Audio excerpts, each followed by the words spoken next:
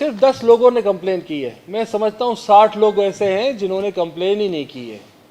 और क्यों नहीं की है कि वो कहते हैं क्या आप बचाने आओगे हमारी फैमिली को। हमारे इंटीरियर मिनिस्टर साहब को टेकअप करना चाहिए, हमारे डीजी रेंजर साहब को टेकअप करना चाहिए, कोर कमांडर साहब को देखना चाहिए, हमारे आईजी साहब को देखना चाहिए। कल मेरी बात हुई पुलिस से, तो उन्होंने कहा उस वक्त हमारी जो फील्ड होती है वो चेंज होती है, सुबह और शाम वाली एरिया की, उसी वक्त वो काम करते हैं।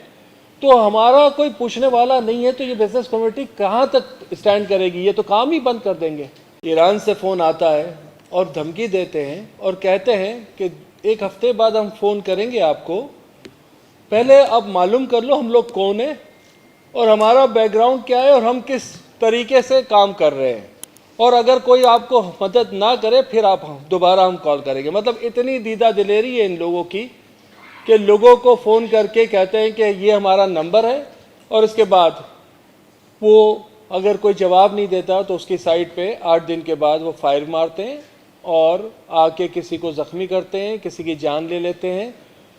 बहुत सारे लोग, सिर्फ 10 लोगों ने कंप्लेन की है। मैं समझता हूँ 60 लोग ऐसे हैं जिन्होंने कंप्लेन ही नहीं की है। और क्यों नहीं की है कि वो कहते हैं क्या आप बचाने आओगे हमारी फैमिली को? क्या हम ये 50 लाख करोड़ रुपए दे के अपनी जानें दे दें, हम अपने कारोबारों को तबाह कर दें? तो हम उनको सब पैसे भी दे रहे हैं। जब आप कहते हो बाहर मुल्कों से दहशतगर्दी अफगानिस्तान से होती है और हम स्ट्राइक भी करते हैं, तो ये क्या हो रहा है हमारे साथ? ईरान से बैठ के आप इस तरीके से ये चीज़ें चला रहे हैं, तो हमारा कोई पूछने वाला नहीं है, तो ये बिजनेस कम्युनिटी कहाँ तक स्टैंड करेगी? ये तो काम ही बंद कर देंगे, लोग भागना शुरू हो जाएंगे।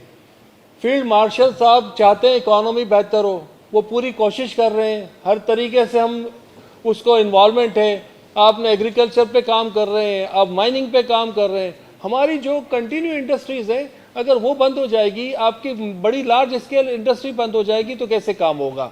सुबह 8, साढ़े 8, 9 बजे का टाइम होता है जब वो आते हैं साइट पे फायर करते हैं। कल मेरी बात हुई पुलिस से, तो उन्होंने कहा उस वक्त हमारी जो फील्ड होती है वो चेंज होती है, सुबह और शाम वाली एरिया की, उसी वक्त वो काम करते हैं।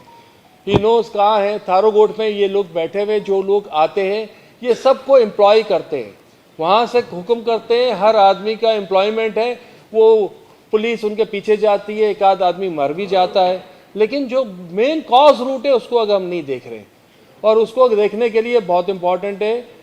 यहाँ आज हमने अभी एक लेटर लिखवाया है ईरानी कौंसल जनरल को कि आपके कंट्री से बैठ के ये हो रहा है। अब हम खुद ही करने जा रहे हैं ये सारी चीज़ें। हम क्या करेंगे? हम ईरान के साथ, कॉन्सुलेट के साथ बिल्डिंग मटेरियल के लिए हम मीटिंग करते हैं, हम उनके वफ्द आते हैं। आज हमने अभी लेटर लिखवा रहे हैं उनको कि ये नंबर से ऑपरेट हो रहा है और हमारे बिल्डर्स को, हमारे डेवलपर्स को मारा जा रहा है, पैसे लिए जा रहे हैं। तो मेरा ख्याल है कि ये इतना मुश्किल काम नहीं है, इस पर शायद तवज्जो नहीं है। एक साल से रेड वारंट ना निकले, ये तो रेड वारंट आपका 8 मई दिन में निकलना चाहिए। ये कैसे नहीं निकले इन लोगों के रेड वारंट? ये क्या इन्होंने हंगामा मचाया हुआ है? शहरों में यही लूटमार चलती रही तो मुश्किल हो जाएगा कारोबार। इसमें बहुत सीरियस होना चाहिए। हमारे इंटीरियर मिनिस्टर साहब को टेकअप करना चाहिए, हमारे डीजी रेंजर साहब को टेकअप करना चाहिए, कोर कमांडर साहब को देखना चाहिए, हमारे आईजी साहब को देखना चाहिए। पुलिस में कारोबार बंद होगा, टैक्स कलेक्शन ख़त्म हो जाएगा, लोग कहीं और जाएंगे, पाकिस्तान के दूसरे शहरों में, मुल्क से बाहर चले जाएंगे। तो मेरी ये गुजारिश है चीफ साहब से, आर्मी चीफ साहब से कि सर प्लीज़ खुदारा इस शहर को देखें, इस पे अभी बहुत बुरा वक्त है और ये लोग यहाँ के जो कलेक्शन और जो फ्यूचर है शहर का ख़त्म होता जा रहा है, इसको बाई डिज़ाइन ख़राब हो रहा है सर। खुदारा इसको देखें और इस मुल्क को के लिए कोशिश करें, इस शहर के लिए कोशिश करें, ताकि हम पूरे पाकिस्तान का इकॉनमी बेहतर कर सकें। का लाहेबल कहा कि बहुत सख्त होगा, तो क्या लाहेबल होगा? ये तो मतलब सालों से आप इस चीज़ का शिकार है, अब कब बनाएंगे वो लाहेबल? देखिए बाय डिज़ाइन क्या होता है, किसी भी मुल्क को तबाह करना, किसी भी मुल्क के वो इकॉनमी ख़त्म करना, आज का इकॉनमी का दौर है और इकॉनमी के दौर में कोई बाहर से काम हो रहा है, तो आज मैं ये भी कहता हूँ कि इसमें खाली ये लोग नहीं हैं, इनको फंडिंग है, इंडिया से फंडिंग है, और इंडिया सी फंडिंग की वजह से पैसे भी इसके अलावा मिल रहे हैं। लास्ट टाइम भी जब लोगों को पकड़ा गया था तो आपको पता चला था कि टारगेट किलिंग में भी इंटरनेशनल इन्वॉल्वमेंट, इंडियन इन्वॉल्वमेंट थे, ताकि इस शहर को आप ख़त्म करेंगे, इकॉनमी ख़त्म होगी, इस शहर को तबाह करेंगे। हमारा लाए अमल यही होगा। क्या यही चीज़ें हम इनको कह रहे हैं कि इसी उस पर चीज़ें आपको लेना पड़ेगा सीरियस, और अगर आप नहीं लेंगे लोग इकॉनमी छोड़ देंगे। दूसरा लाए अमल ये होगा कि अगर इसका कोई रिज़ल्ट नहीं है हम कारोबार ही बंद कर देंगे। और क्या कर सकते हैं, हमारे पास क्या ऑप्शन है? हम खड़े रह के कहेंगे हम ये कारोबार बंद करते हैं, बैठे हैं हम, लोगों को जब ये सिक्योरिटीज़ होगी जब देंगे। मरने के लिए तो तैयार नहीं होंगे लोग, या तो पैसे देते रहे। तो कोई टाइम फ्रेम देना, अल्टीमेटम दे, हम इंशाअल्लाह ताला ये सोच के जनवरी में इंशाअल्लाह इसको 15 तारीख को जनवरी तक फाइनल देखते हैं। 1 महीने का हम टाइम देते हैं गवर्नमेंट को। अगर नहीं होता तो इसके बाद इंशाअल्लाह हम ये कारोबार बंद करेंगे। अच्छा, ये बताइए कि क्या ऐसी सारी बातें होती रही, एक्सटॉर्शंस की कॉल्स आती रही, क्या इस दौरान आपके साथ कानून नाफिज करने वाले इदारे, पुलिस और इसके साथ साथ सूबाई और वफाकी हुकूमत कोई ऑन बोर्ड नहीं आई, जिसके बाद आपको प्रेस कॉन्फ्रेंस की नौबत आई? और क्या अगर कोई ऐसी कोई डिस्कशन हुई है तो क्या वो डिस्कशन में कोई ऐसा फैसला सामने नहीं आया जिसकी वजह से मजबूरन आज आपको ये सारी चीज़ें एक्सपोज करनी पड़ी मीडिया के सामने? देखिए, डेफिनेटली इसमें ऐसा हुआ कि हमारी काफ़ी डिटेल के साथ पुलिस के साथ वर्कआउट चल रहा था। हमें एक स्टेज पे आज ये महसूस हुआ कि शायद पुलिस भी बेबस है। हमें ये महसूस हुआ कि वो लोग भी कह रहे हैं कि यार ये बाहर के लोग हैं, हम उनको कैसे करेंगे? जब तक रेड वारंट नहीं आएंगे, हमारी फेडरल गवर्नमेंट इन्वॉल्व नहीं होगी, हम कुछ नहीं कर सकते। जब हमारे को ये फील हुआ कि ये तो कह रहे हैं जो लोग आ रहे हैं वो तो यहीं के थारू कोट से लोग आ रहे हैं, ये 70,000 लाख रुपए में भर्ती करते हैं, हम उनको कितने को मारेंगे? रोज बेरोजगार लोग हैं, जितनी बेरोजगारी बढ़ेगी इतना क्राइम बढ़ेगा। तो वो आज हमें ये फील हुआ कि अब हमारी पुलिस भी थक गई है, और मेरे ख्याल से वो भी एजेंसियों के ऊपर देख रही हैं। उनकी से क्या बात हुई भाई, ये बताइएगा एजेंसी से क्या बात हुई? वो बात नहीं जी जी जी एजेंसी से कोई बात नहीं। एजेंसियों को हमने डिटेल भेजी है, डायरेक्टली अभी तक कोई ऐसा रिस्पांस नहीं आया। आज इसीलिए हम बैठे हैं कि इसका रिस्पांस आना चाहिए। के लिए बत्ताखोरी के ऊपर सिर्फ पुलिस का स्पेशल इन्वेस्टिगेशन यूनिट है, उसके साथ एसएसपी कहते हैं कि रवा साल 151 केसेस बत्ताखोरी के रिपोर्ट हुए थे। उनके मुताबिक 48 केसेस जेन्युइन है, चैम्बर के मुताबिक 92 केसेस जेन्युइन है, 3 केसेस का तजाद है। उन पुलिस का ये मौक़िफ़ है कि ये जो 103 केसेस हैं ये आपसी ज़ाती लेन देन को बत्ताखोरी का बनाया गया है। इस पर कुछ कहना चाहेंगे? मैं इस पर यह कहूँगा कि अगर कोई ये कहे कि मेरी किसी से ज़ाती रंजिश है तो क्या कोई मुझे मार डालेगा? ये कानून है? कोई मुझे थ्रेट देगा? ये कोई कानून है? ये कोई कानून नहीं है। ये हम सिर्फ लोगों को घुमाने के लिए रखते हैं कि इसमें किसी की रंजिश है, किसी औरतों की रंजिश है, कभी किसी मर्दों की रंजिश है, सब ले आते हैं। तो आप अपने आप के ऊपर से बोझ कम करने जाते हो, ऐसा नहीं होगा। जो भी है, कोई कानून अपनी जगह है, कहीं भी कोई थ्रेट देगा तो थ्रेट कोई किसी को नहीं दे सकता, वो कारोबारी लेन देन क्यों ना हो। एक मिनट जी। किसी वजीर या मशीर के घर में डाका डलता है तो उसके मुलजमान दूसरे मुआवजे से गिरफ्तार होते हैं। शहर में इतना बड़ा मसला है, बचेगा मुलजमान क्यों नहीं गिरफ्तार होते या उनके खिलाफ कार्रवाई क्यों नहीं होती जो आप चाह रहे हैं?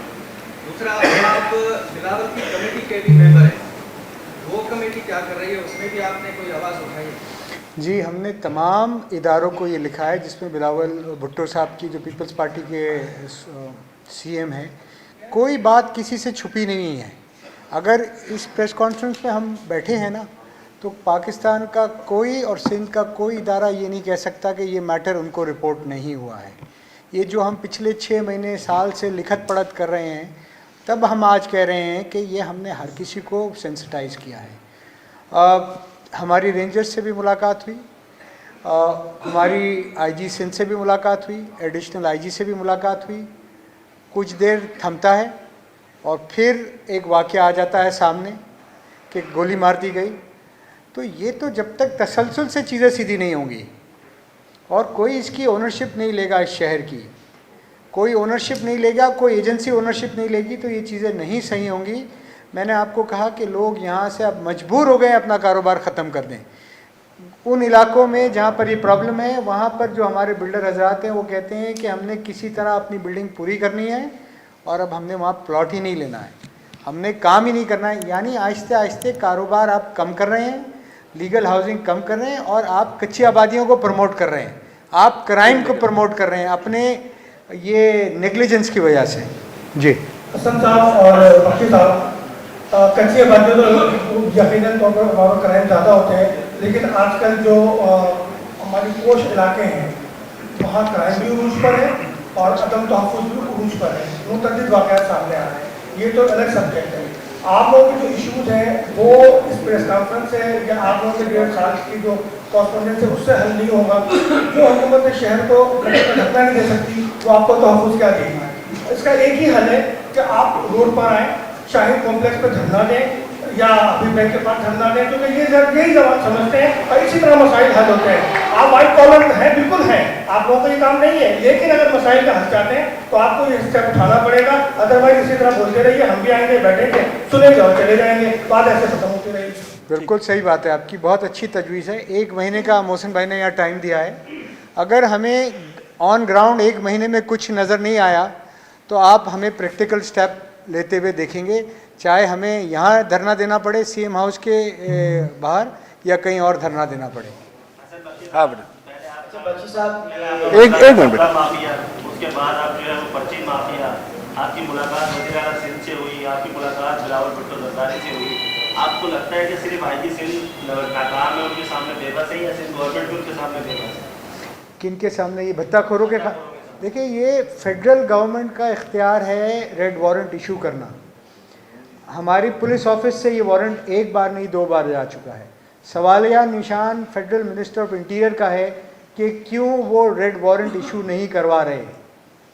देखिए, मेरी जो जुडिक्शन है वो मैं कर सकता हूँ, जो मेरे साथ बैठे हैं उनकी जो जुडिक्शन है ये वहाँ से इशू नहीं हो रहा है। और हम सब एक क्वेश्चन मार्क में हैं कि एक आदमी कराची की इकॉनमी को 5-6 आदमी मिलकर तबाह कर रहे हैं, 5 करोड़ लोगों की या 4 करोड़ के कराची को, और इन 5 लोगों को गिरफ्त नहीं किया जा सकता, जबकि वो अवेलेबल भी हैं कि वो कहाँ मौजूद हैं।